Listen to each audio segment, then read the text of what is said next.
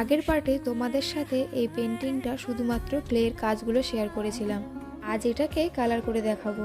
কাজটা নিয়ে বসার সময়ই হচ্ছিল না।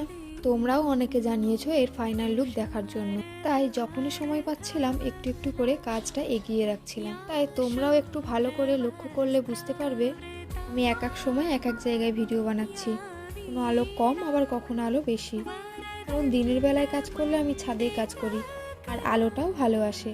আর রাতের বেলায় কাজ করলে আলোটা একটু কম হয়। আর এমনিতেও আমার রিং লাইটের লাইটটা খারাপ হয়ে গিয়েছে, তাই রাতের বেলায় কাজ করতে একটু অসুবিধাই হয়।